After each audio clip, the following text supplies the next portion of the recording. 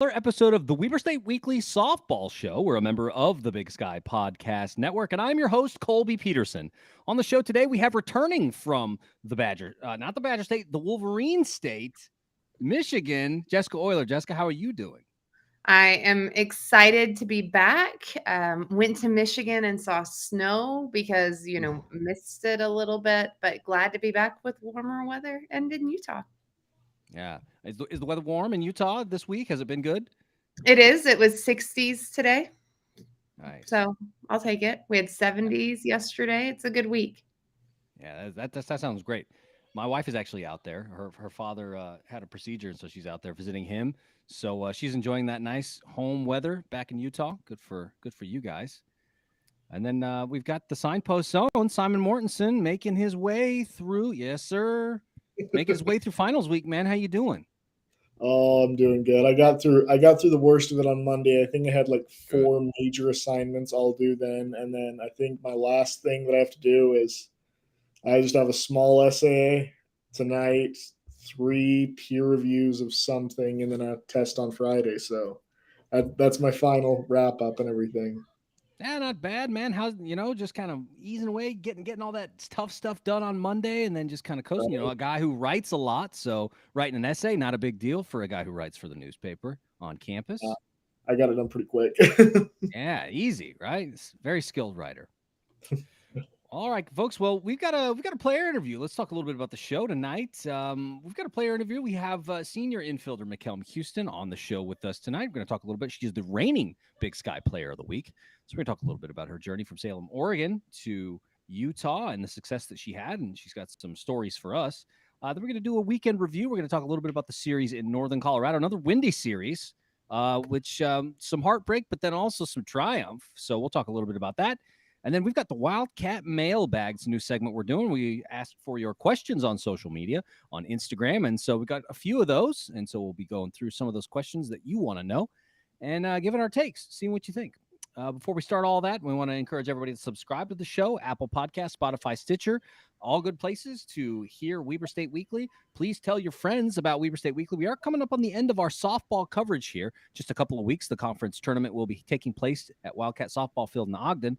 But we've got some things planned throughout the summer, some alumni interviews and things like that. So stick with us. But please tell your friends and your family about Weber State Weekly and about the content that we try and produce for all Wildcat fans wherever they may be. We're also on social media, like we said. That's where we got a lot of our mailbag questions. Facebook, Instagram, Twitter. Twitter a great place to interact with us. I've tried to be a little bit better about tweeting during the games, but doubleheaders on Friday before my work day is up makes it a little bit tougher. But Saturdays for sure, I'm on there, folks. So tweet at us on Saturday for the games.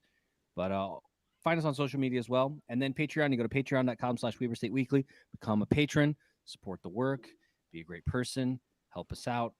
Appreciate our patrons and what they do for us. And then also want to shout out the sponsor for the show, Studio 98. Looking for a ring that's not boring, dumb, lame, all of those things. Studio 98 is the place for you. They got great rings made of rare woods, cool woods, exotic woods, all that stuff by a local jeweler. He's a former football player up at Weber State and fellow Wildcat. Loves the purple and white just as much as you and I do. So check out their website. It's studio98.com. That's studio, N-I-N-E, and the number 8.com. They got some really cool rings. I bet you if you message them, they'll make you a Flying W ring. I got one right here. You can get one too, I'll bet, if you message them and ask them about it. So appreciate Studio 98 and their support of Weber State Weekly. All right. So now let's bring in McKell McCuistion here. McKell, it's been a little. We tried getting you a little bit earlier in the season, but Wednesday nights were sort of bad for you. So now that the season is over, or I mean, the semester is getting over, we had an opportunity to get you, and it just so happened to coincide with you winning Conference Player of the Week. So McKell McCuistion, thanks for coming on Weber State Weekly. Thank you for having me. I'm very excited. Yeah, I had a busy class schedule, and softball, takes over the weekend. So happy to be here. Yeah, I'm going to steal this from Jessica. Normally she asks the major later in the interview, but I thought maybe I'd ask now. What are you're studying? I'm studying business administration, and then because I have another year to play, I picked up 2 minors, MIS and data analytics. Wow, hanging out with Randy Boyle? Not yet. I'm getting there. I just started those, so. Yeah, it's great. You'll love you'll love Professor Randy Boyle. He's great over in the Goddard School. Plus, Goddard School is a great place for hanging out with the dean Matt Morrison, another good professor. So you're Mhm. in a good spot. Goddard School, great spot. Good Yeah, to and hear. so an awesome major. That's going to be exciting. Do you want to Yes. do stuff with data analytics, do you think? Yeah, I just started it this year or this semester, and I've been doing a lot of MIS stuff, so I'm not even quite sure what I want to do yet. I'm just dipping my toes into it and seeing what I like, but so far it's good. Awesome. Love it. Yeah, that is good. But like we said at the top, you're originally from Salem, Oregon. The guy who actually hired me to work at Weber State so long ago went to college there in Salem, Oregon, and Oh, really? yeah, went to Willamette University. And My so, cousin went there. yeah. So, talk to us a little bit because I went through your bio and a pretty storied career there in Salem in your prep days. I mean, one team MVP as a junior, and that's on a varsity squad. Then ended up being playing in the All-Star game for the state. Ended up winning Offensive Player of the Year as a senior. I mean, talk to us a little bit about that career because it's impressive.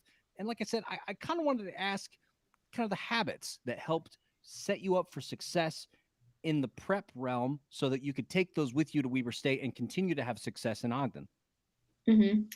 Um, so just, I mean, looking back at it now, high school seems, like nothing compared to college, but it definitely prepared me because I was just younger back then and it seemed like college at the time. So my freshman year, I was so nervous. I just wanted to make the team. We had a pretty good team my freshman year for high school, and I was the only freshman to make varsity, so that was a pat on my back. I was pretty Pretty excited big about deal. that.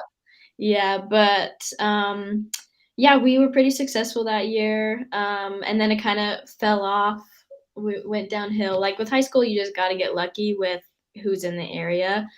But because of that, I got older and I was able to kind of lead the team more. It gave me a really good leadership role because I was one of the better players on the team. I was one of the only ones that was gonna play in college. And Oregon is definitely rainy. I'm sure you've heard of that. And so, especially the spring season in high school, it was a lot of like rain delays or just like showing up, warming up, and hoping that they don't cancel the game. So there's a lot of weather difficulties there. But high school was a lot of fun. It was a good time for me to, like I said, practice that leadership role and kind of take all the younger ones under my wing, especially junior and senior year. So, yeah, I enjoyed it. So, McKell, when you were working through some of that stuff, like you said, a lot of rain delays. Sometimes it could be difficult to work through some of that stuff because you're ready, you're warmed up, you're ready to play, and then rain delay kind of throws you off the rhythm, right? Hmm. Anybody remembers the 2016 World Series? Game 7, all of a sudden, the wind blows through. There's this rain, and you have this stop on the biggest game of the season in the final game of the World Series, and it just like totally flips the thing on its head, right? And so I Hmm. wanted to ask you kind of how you were able to leverage those breaks in play and kind of develop, like I said, some of those habits that helped you to overcome those breaks in the rhythm to get back in and have some success, because I think that speaks to the maybe the heights of the success that you had in high school with all of the challenges that you mentioned. Like you're playing in Southern California, you probably don't see that quite as much. You don't see those breaks in play. You're just Yeah. going. For sure. I think it was really nice to just, I kind of learned over all that time that you just have to be prepared to play and like just having the right mindset and always being ready. And that applies to a ton of different things. But we even see it now here in college. Like, I don't know, a couple weekends ago, it like snowed and we had a game the next day and we're like, oof, we'll see about that. But um, it's just, yeah, like I said, just staying ready. Like always, it might be disappointing if they do end up canceling the game or whatnot, but you don't want to be like, oh, they're going to cancel the game. You want to always be ready and make sure that when we are playing, that you're ready to play. So I think it was, who were we playing? Our last home series, Montana. It was Montana. So they canceled both games. Well, first they pushed them back, so we were delaying the games, and then we were even at the field already. We even warmed up a little bit, and then they just said cancel it because the field was too wet. But so that was disappointing. But like, I know our team was ready to go no matter what. Awesome. So switching gears just a little bit, can you talk to us a little bit about your recruiting experience? So is there a lot of recruiting that goes on in Oregon overall? And then how was your experience in particular?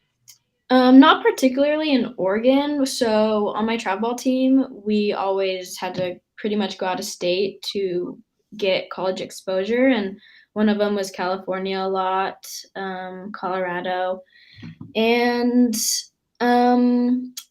my recruiting experience with Weber was when I was in like 8th grade, I had a hitting coach that played at coached at a community college in Salem. And she was like, do you know Coach Amicone? Like, she's great. Have you ever heard of Weber? I was like, no. And I was like a baby at this point. But like before the rules switched over, like everyone was trying to commit at such a young age. Like it was almost a race. And so obviously I was like, yeah, I'm going to start looking into colleges. And so I looked at Weber and like all good things. I loved it at the time. I can't remember when I went to camps, but I think I went to like 2. But the big kicker was that I called Coach Amicone like every week for months. And she definitely got sick of me.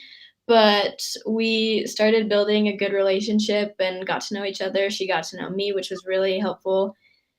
And then they got to come see me at a few tournaments and stuff, but just building that relationship, she offered for me to come on an unofficial visit, and so I could meet them and tour the campus and stuff. So I did that, and they didn't get to see me play much at this point, and so I did like it was like a high school camp, but they let me join in on it. So I did that, and then they got to see me play, and just getting to talk to them and stuff is after that they ended up offering me. So yeah, that's kind of the story.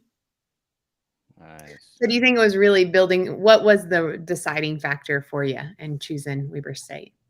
That's a good question. I feel like I just knew, especially when I came on campus, like before when I was looking at it, it was like checking all my boxes. I wanted to go out of state, but not too far. And I have some family here. And it was a smaller school. I didn't really want to go to a big school at the time. And obviously their softball program was amazing. So I was like, that was probably number one. But then when I got to campus, it was just like exactly what I wanted. It was beautiful. The size was great. And just talking to the coaches, I was like, this is what I want. Like, it wasn't like one specific moment, but the school pretty much checked everything that I wanted off. So that was great. Awesome. Mm-hmm. Definitely. And you kind of talked about taking care of some freshmen and sophomores when you were in high school as a senior, as one of the athletes that was a lot more successful in your program and everything like that. That's kind of been the case now too, as we have a lot of good freshmen and sophomores on there. We got Mia Rushton, Mika Chong, everything like that. Have you seen yourself kind of go into that role as that senior? Kind of a senior. I don't know how Yeah, I am a senior this year, but I'll be a super senior. Yeah. I have it definitely. That's kind of what I was referring to, is like really good prep for where I'm at now, my high school experience. And it's just, I'm not as much of a vocal leader, ask anyone. Like, I'm pretty quiet, but I definitely lead by example. And I feel like the girls respect me a lot, and I try to take them under my wing as like a big sister role. And I think it works out pretty good. We have a really close team. We're all like a family, and especially this year, it's been the best chemistry that I've seen in the past few years or my entire career here. So I think it's been great. Absolutely. Yeah.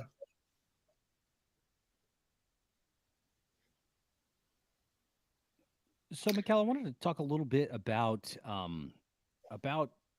we talked about you becoming a Wildcat, going through all that stuff. You were part of the 2019 team that was, set some records, obviously making or winning the first NCAA tournament game in conference history. A lot of seniors on that team.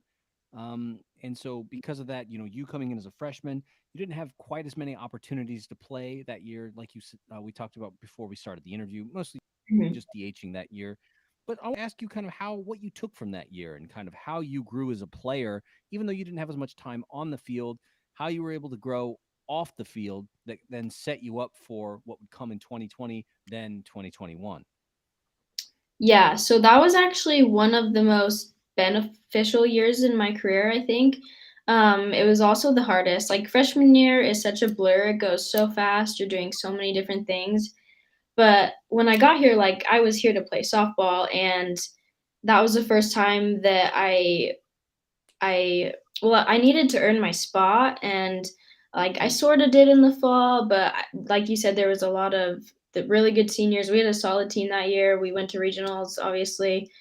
And so I didn't get that spot on the field. I got to DH a little bit, but like obviously I wasn't playing as much as I wanted, and it was kind of a gut check. I was upset a lot of the year. I was like, oh, I want to be playing. Like that's all I wanted. It's all I could focus on. It was like, what am I doing wrong? But so during it, it was really hard. But then, like immediately after the next year, I was like, wow, what a good experience. Like I definitely learned a lot, and not that I'm glad it happened, but I feel much stronger afterwards because I'm like, being in an outside perspective now, I'm kind of like, that worked in my favor because, I probably shouldn't have been playing. And I respect the coach's decisions to not play me. And I was like, that was really selfish of me to like think in my own terms instead of, everyone else. And like the coaches make decisions for our entire team. So that's really good. And just at the time it was really hard, but like it was just such a good learning experience coming out of it, you know what I mean? Yeah. And I had another point and I'm trying to come up with it as I'm rambling here. But I'd also like I feel like now it's like I feel more grateful for my spot and I had to earn my spot, and um it just helped me to continue to work hard, and I'm like, I just feel a lot better about it. And during that 2021 season after, because you were on a roll, especially preseason, that was kind of all you got to before that injury, right? Mhm. You feel like your spot was kind of taken away from you that year, and you've come back on this year with a little bit of vengeance on it? Yeah, so that was definitely difficult, especially after the COVID year. Um, so it was pretty much 2 years in a row that I did not get to play conference. I did get to do some preseason stuff, but it definitely wasn't what I wanted. Absolutely. So this season has been just incredible for you so far. You are leading the team in RBIs. You're in the top 5 in quite a few other categories. I mean, it's just really been a pretty stellar season. So what has been the difference for you at the plate this year, do you think? Well, honestly, it's the first time I've had some consistency at the plate and getting to play a lot more, so that's really helpful.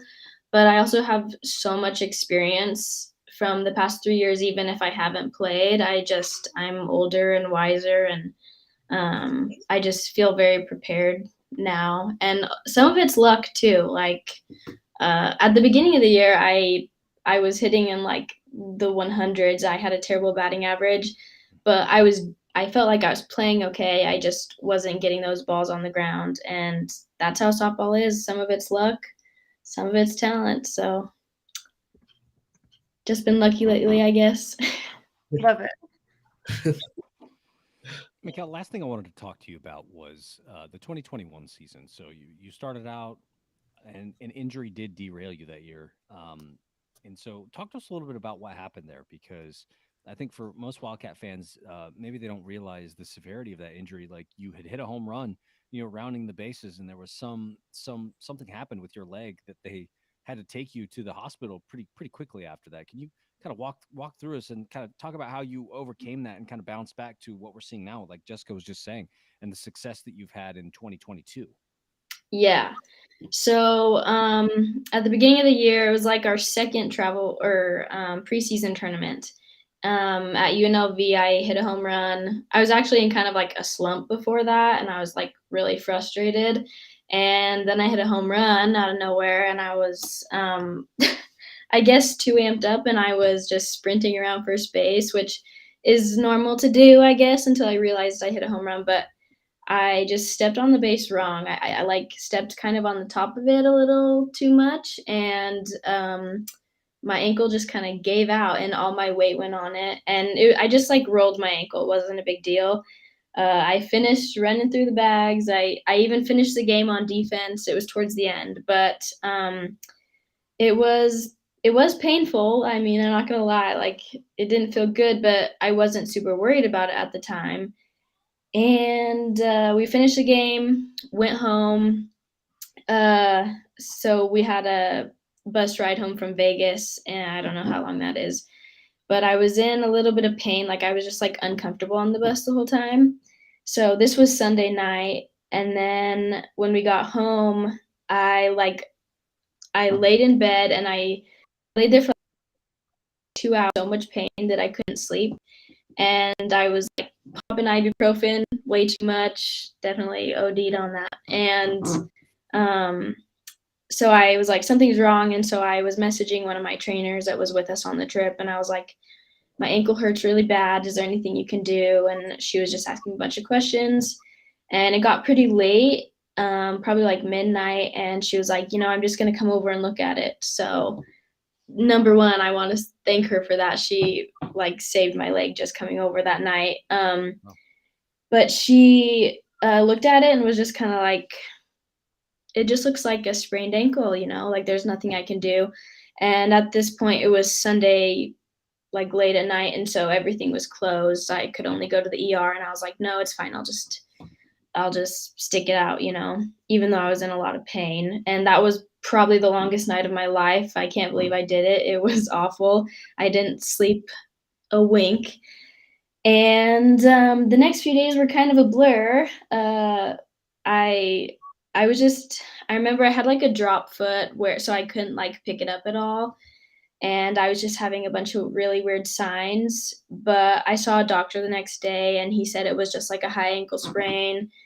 And I just kept seeing my trainers every day. I stayed out of practice for a couple of days, but they were like, Wednesday, we'll just have you hit and see how it feels. And so I think Monday we didn't have practice. And then Tuesday I went to practice, and coach even like sent me home because I wasn't being very productive. And my dad was like, he called me and was like, what are you doing? You need to get back to practice, and you're going to lose your spot, blah, blah, blah.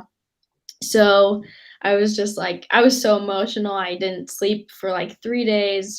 So then Wednesday came, and I go to practice, and like everyone's expecting me to just, work back in.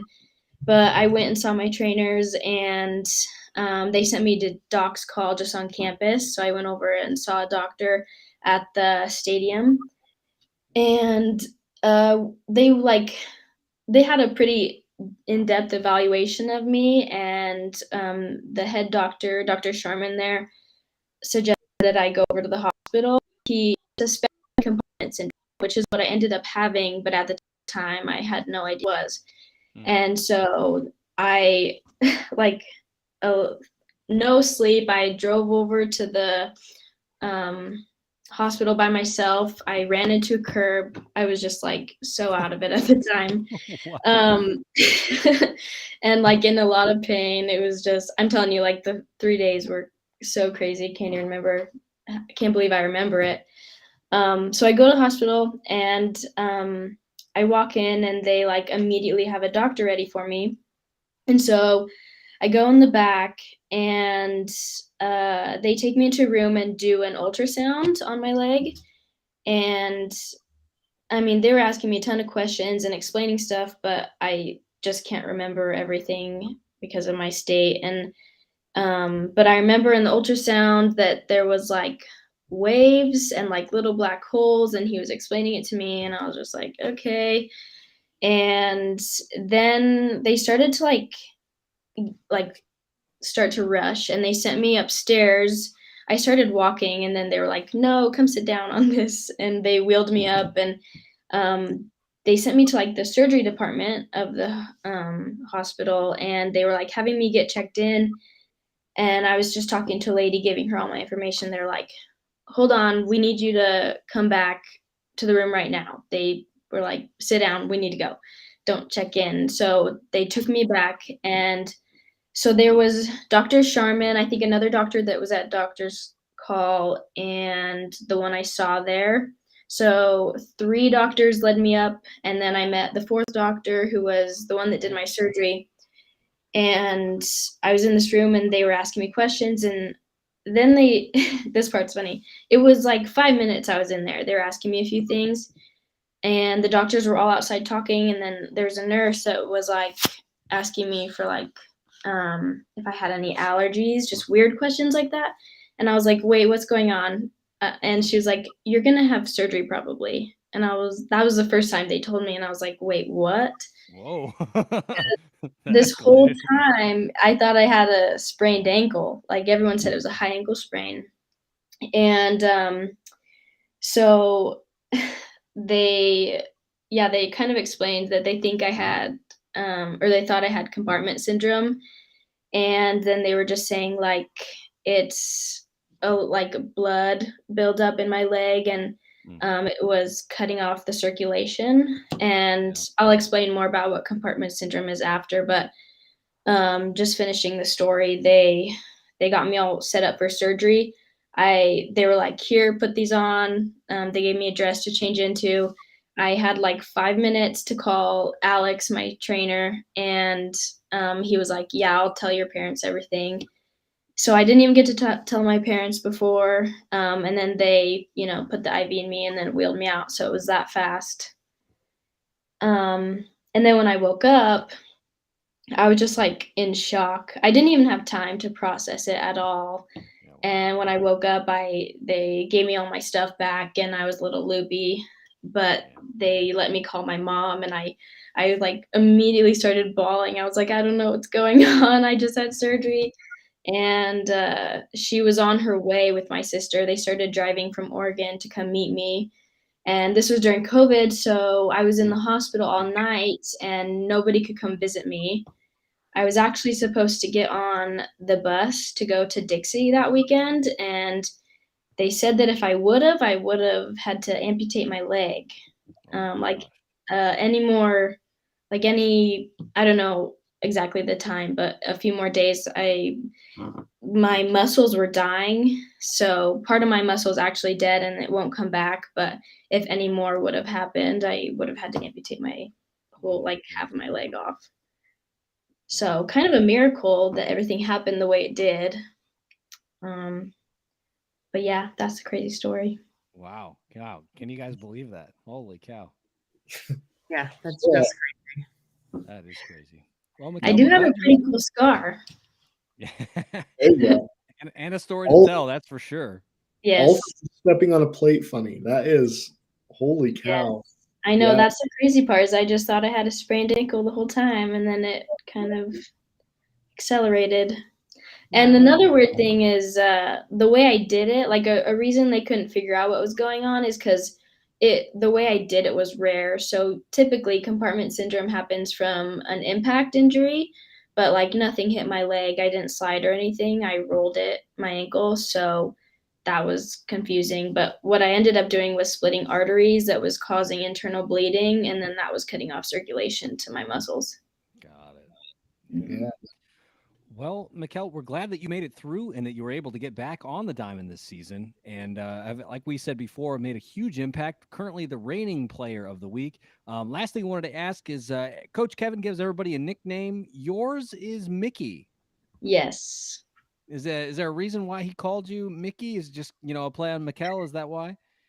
Probably a little bit of that, the M's. He also likes to call everyone, like, I have another baseball player name, but Mickey Mantle, and it just kind of works with McKell. But he also calls me John Oldroad because we have similar swings. Yeah, it seems like Coach Kevin is a Yankees fan, because we talked to Casey Whiting and hers is Stengel. And so Yes. it's like, a bunch of Yankees around in here. So I guess so, or he just loves baseball that much. yeah. Well, McKell McCuistion, want to thank you so much for taking some time to chat with us here on Weber State Weekly tonight. Walk us through a little bit about your journey. Thanks for so much for sharing that story with us and kind of helping folks understand what it's taken for you to get back on the diamond and have the impact that you're having thus far this season. I've got a couple of big series coming up in a couple, this week and next week against Sac State and Portland State. So I want to wish you the best of luck in both, and we'll see you on the diamond soon. Thank you so much, and thank you for having me. Yeah, we'll see you. All right. I want to thank McKell McCuistion one more time for taking some time to chat with us on Weber State Weekly, guys. Can you believe that story? That was wild, man. I couldn't believe that. And it seems like one of those things that you just wouldn't typically look for, right? Yeah. Like, it's just crazy. How would you know? Yeah. 1 in a million. Yeah. Well, let's talk a little bit about this. Let's move on to our segment where we're going to talk a little bit about the weekend. Last weekend, Wildcats took the trip to Greeley, ended up dropping the first game, I think, which was a shock to folks. But Wildcats lose the first one and then come back with a vengeance and run rule them twice. And so kind of want to get, the panel's thoughts on that, about losing the first game, but coming back and really answering in a big way for the final 2 games. I mean, obviously you don't want to lose games, but maybe is a good thing going into these final couple of weeks where the Wildcats will face some very tough teams, kind of recommit them to, like, hey, you're not going to be able to make it through everything. What are your thoughts, guys? Well, I think that's a really good perspective, because when we lost that first game, I mean, Northern Colorado wasn't a team that I thought was going to be a big competitor, right? Sure. It just felt like another one of those where, they've got some good players. They've had some good showings throughout the season. I just didn't think it was going to be a very big competition for us. And while I didn't watch that first game live, I was shocked to see that we lost it, and a little bit disappointed, and looked into the stats of kind of what happened there. But I do think really one big inning, right? Like that's what happened. That's exactly what it was. One big inning. But I do think it was the motivator, because 18 points in that second game, y'all. I mean, and really even the third game, we run ruled them again, right? It was just incredible to have that comeback.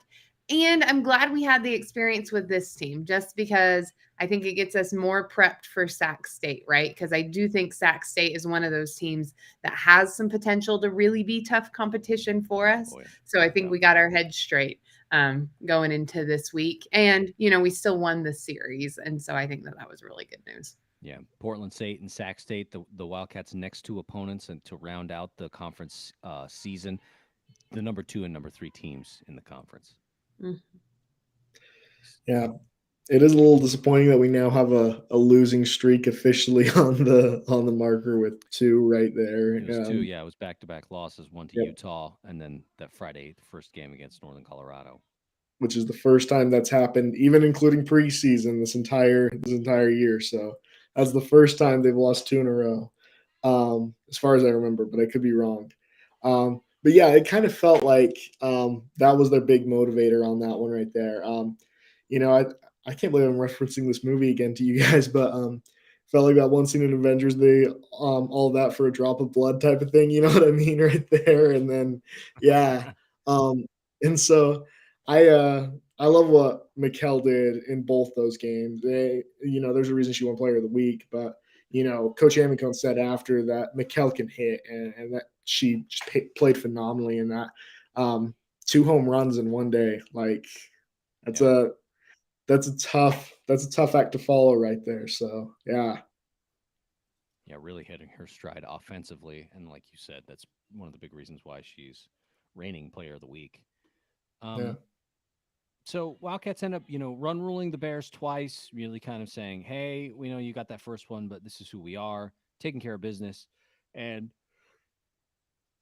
I think just showing them, "Hey, there's a reason that the championship runs."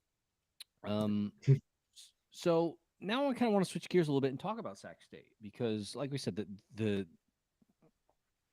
schedule really starts to tighten up here. Sac State in Ogden this weekend, and then the finale. We've talked about it all season. The finale in Portland against Portland State. The Wildcats will face Olivia Gray probably twice. She's currently leading the conference with a conference best ERA of 1.63. She's been really really good, and so talking a little bit about Sac State, they've had some.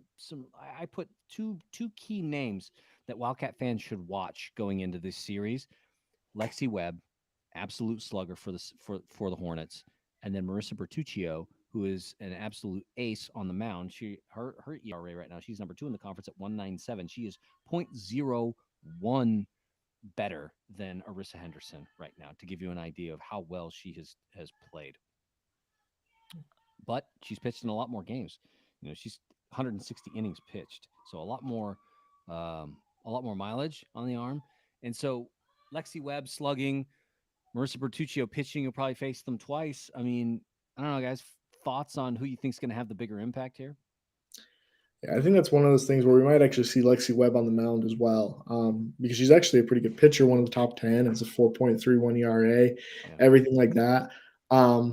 I think that's one of the things where we'll see a couple of games that are going to be a pitcher's duel, whereas we kind of saw 2-run rules last series. And, this maybe I said that at least 2-run rules when we did Waldo's 8-ball last time, and then they did that in like less than 3 games. So boom, right there. Yeah, I can't really speak. Ball did not lie. Right? No, it did not lie. So I can't speak to how Waldo's Magic 8-Ball works or anything like that. But I think that one of the things is we're definitely not going to see probably the offensive, firepower that we've seen in the last couple games, just because I think this will be a little bit of a low scoring, a little bit of that pitcher's duel type of feel to it, just because these are two teams with phenomenal pitchers. So. Yeah, Jessica, Waldo's Magic 8-Ball was in a super good mood last time. Like, I don't even talk about. I still have feelings about Waldo's Magic 8-Ball. I tell you what. So much non-commitment last time I participated. So much non-commitment. That's totally fair. Totally fair. I do think Lua Day is also one for Sac State. They've got a couple of good. I think that she's going to be a factor too. And just going along with what Simon said, I think, and what you've said too, these next 2 series are going to look a lot different than the ones we've seen. I wish we had Portland State at home. But I'm glad we have Sac State there. I think it'll be a good competition, but I certainly do not anticipate, many games, if any, with 10 or more points. I think it's going to be some close games, close, long games. Yeah, just kind of grind it out. I want to talk about the offense before I switch gears and talk a little bit about the defense. And so Sac State, they really had something. And this is a very potent offense that they had. There was a point in time where they had the top 3 hitters in the conference, all 1, 2, 3, boom, boom, boom. Those numbers have changed up a little bit now. Megan McGrath from Montana has taken that spot, followed by Logan Riggenbach from Portland State, who the Wildcats will see next weekend, followed by our own Faith Ho at number 3. And so the numbers have shaken up a little bit. Sac State's potent offense has, fallen a little bit. And overall, as a school, their offense is actually not as incredible. Of the 7 teams in the league, they're the 5th with a team 285 average. And so I wondered about that. Like, we know that they're potent because they had really good numbers. That's maybe shaken up a little bit. And so now they've fallen to 5th overall in the conference. And so if you're pitching, how do you approach this team? Because they're dangerous, but things have kind of maybe fallen off a little bit for them. So I don't know, like if you're Coach Amico, and how do you approach this group, and kind of how do you see things playing out in Ogden at Wildcat softball field this weekend? That's one of those things that I'm actually looking at on this, and I see this as a matchup where these pitchers, we got Arissa and Mo and everybody, they have to treat this series as a landmine because the one thing is Sac State may not have the best batting average in the conference, but they have the most home runs in the conference, and they have the second or third most RBIs in the conference. So that's one of the things. They have power, and they have is it the best slug percentage? No, Weaver has the best slug percentage, but they're number 2 on that. So following very closely on those lines. That's one of those things is it's just a matter of you just want to make sure that every pitch you throw is right there so that there's no shot of just that power hit because they will hit with power against you. And that's how they win games is because of that power right there. And I do think just building on that, kind of hitting some similar points to Simon there, I think we're good, right? Like, I think going in and not doubting ourselves, like there's part of me that thinks, I think the loss last week was good for us in conference because it gave us some motivation, but I also don't want us to start to doubt ourselves. We have 3 incredible pitchers, right? Like I do not know another team that has 3 stacked pitchers. When you look at our batting average, we're the only person in the Big Sky ranked nationally. Right now we're coming in at 35th, right? So we've got to give ourselves credit where credit's due and come in and play for real, right? Like, yep, they're going to be a tough opponent, but you know what? We're incredible. And so we're going to play like we play. So let's not try to change how we pitch for, this team, with the exceptions of how we mix it up for the individual batters, let's come in and be who we are. And I think if we come in and we're serious about the matchup, we're going to do just fine. Yeah. Last thing I just wanted to point out was that defensively, the Hornets have had some issues. They are currently 5th in the conference. So I think that this is just kind of maybe a final thought here, and we can move on to the mailbag segment. I think that we know Marissa Bertuccio is a very good pitcher, but I think that if the Wildcats can get some ground balls on her, maybe that's enough to get what we saw against Haley Rainey up in Pocatello in that second game on Saturday, where we knew that she was very good. In that first game, she was very good. Once the Wildcats got into the bullpen, that's where the Bengals ran into some trouble, right? And then that second game, when they had a chance to see her again, that's when they lit her up. And I think that we'll see Bertuccio twice this weekend. I think we'll see her on the 2:00 game, and I think we'll see her on Saturday for that game. And so I just wonder if the Wildcats can just get some ground balls through the infield. I think that there's some really good potential, but they're also probably going to have to be really, really patient and make her pitch to you. Don't chase, just kind of see how she wants to go. And then, like Simon talked about earlier, make sure that you're careful doing whatever it is you're going to throw to Sac State because they will put it over the fence. Right. So, all right, those games coming up this weekend. It's technically the final homestand of the season for the Wildcats, even though we know that the Wildcats will be coming back for the conference tournament. But Senior Day will be on Saturday. We'll talk a little bit more about that at the end of the show. But now we want to switch gears and let's go to mailbag. I got mailbag questions for everybody. We put it out on social media and we said, hey, what are your questions? What do you want to know? And so I got a bunch. And so I think that we probably won't get through all of these, but there were a number of really good ones. So just let me pick here. Okay, here's a good one. Here's a salient question that I think as we get close to the end of the conference slate now, we've seen who these pitchers are, what they're capable of doing. They've seen some great competition overall. Who do you all feel is the best pitcher and probably, in your opinion, probably pitcher of the year frontrunner in the conference this season? So that's a tricky one because I believe that the best pitcher in the conference and the pitcher of the year are actually probably 2 different people on this one. I think Olivia Gray is probably going to win pitcher of the year just because of those stats and the accolades right there. You have so many innings pitched, you have a low ERA, everything like that. So I get it.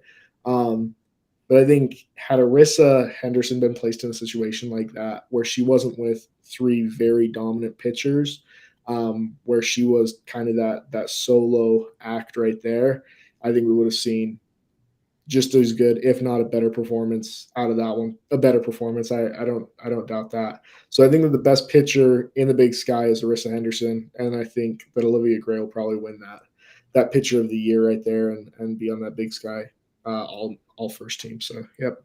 What I would like to be considered as a factor in pitcher of the year this year is not only their ERA, but also how many home runs they've hit. And then I think Arissa takes it home. I didn't actually check how many Olivia's hit. I definitely think she's going to be up there in the running. I am an eternal optimist, so I still have hope that Arissa is going to take her over.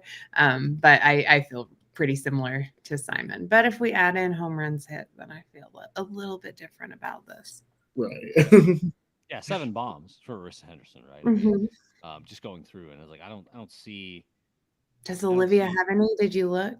Yeah, I don't see her. She's nowhere to be seen here, and so it's I don't think that she's necessarily a pitcher who's going to hit the ball well. I don't think that that's the thing that she does. So I get the argument where it's like, as a complete player, it's probably Arissa Henderson, right? Yeah. But when we're looking at strictly pitching, Olivia Gray certainly has the numbers to say that, yeah, she's the best in the conference. One more question here.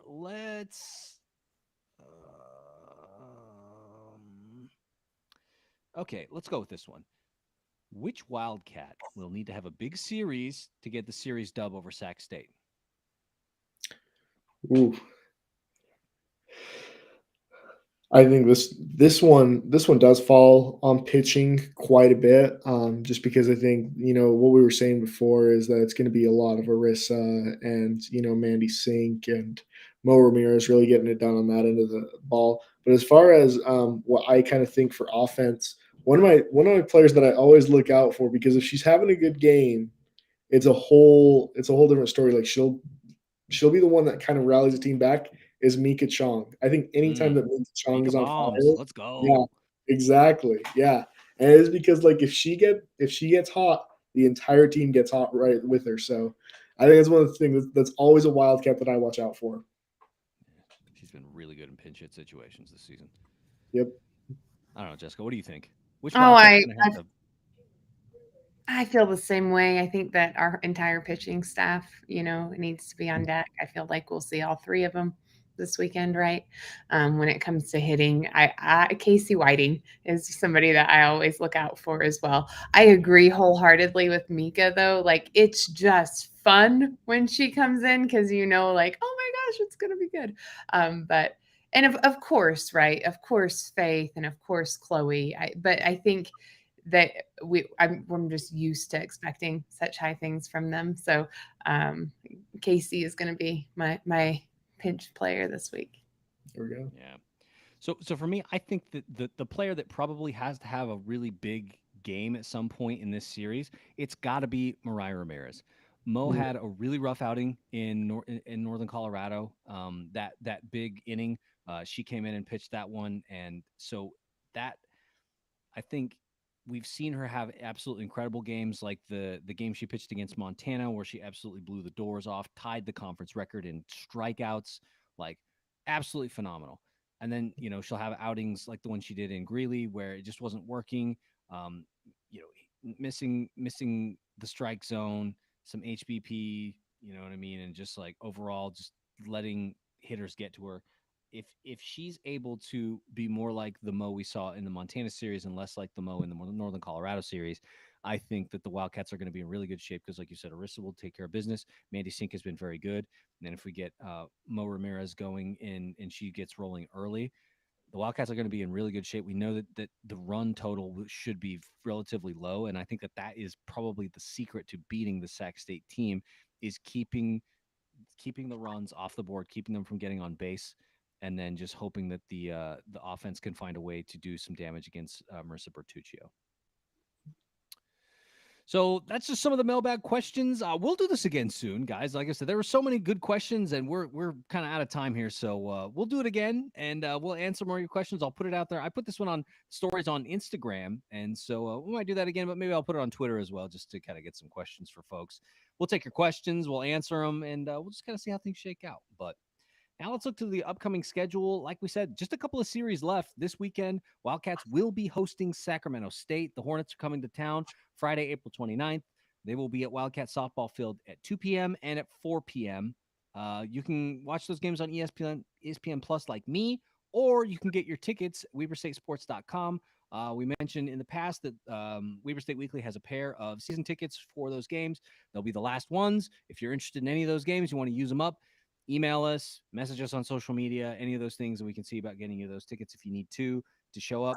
Saturday is senior day, so they will be celebrating the senior-laden squad. I mean, guys, I think we can agree this is one of the best teams in Wildcat softball history, right? I mean, they're bumping up against potentially the program record for wins, which is 38. They're currently sitting at 32 with 6 games for sure left in the regular season. And by the way, that 38 includes postseason. So there's at least 2 more games in the postseason. So, I mean, we're talking about 8 games remaining with 32-1. That's a pretty big deal. There's a chance they could break that record. Show up on senior day and support them. Then the following weekend, the Wildcats will be on the road, taking the trip up to Portland to face Olivia Gray and the Portland State Vikings. Friday, May 6th, 2 p.m. Mountain Daylight Time, then 4:30 p.m. Mountain Daylight Time on ESPN+. Then the season finale, Saturday, May 7th, at Portland State, 1 p.m. Mountain Daylight Time on ESPN+. Go ahead and take a look at that. Watch the games, see what the Wildcats can do. I think that if they take 2 of 3 in both of these series, they will be conference champions for the regular season. Now, of course, that doesn't mean much because they were the conference champions last season. Yes, you get to put a banner out in the outfield. Yes, you get a ring with that, but it's not the one you want, right? You want to get that NCAA and postseason berth. We've talked about the complications of what should the Wildcats not win the conference tournament. Could they potentially get in? I checked the RPI numbers. Wildcats currently sitting at 59. They fell kind of far. I think that that Northern Colorado loss kind of hurt them a little bit. The next closest Big Sky team in the RPI rankings, Portland State at 109. So the Wildcats far and away the best team according to the rankings in the conference. They're going to get an opportunity to play like it this coming weekend. We'll wrap up the show. Email, WeberStateWeekly@gmail.com, Facebook, Instagram, Twitter, Patreon, of course, and the blog. Folks, really want to thank both of you hanging out with us tonight, doing Weber State Weekly. Thank you, guys. We got 2 more shows left for sure. We got this next weekend, and then we'll have a conference tournament time. So, yeah. I know they stopped publishing the signpost for a while, so this is my only way to rant about the women's softball team. So I like this time. Yeah. So we'll have a few more shows on the docket talking about softball, maybe more. Depends on how things shake out. Like we said, the Wildcats will be hosting the Big Sky tournament this year in Ogden. So get your tickets, man. Show up to Ogden. It's a fun environment. I went last year, and it's fun. Like a lot of teams a lot of folks from a lot of different schools there. All the squads come down. Hopefully the weather's good, and it's a good time. It's good time. All right, folks, wrap up the show like we usually do. Weber State. Great. Great. Go Wildcats.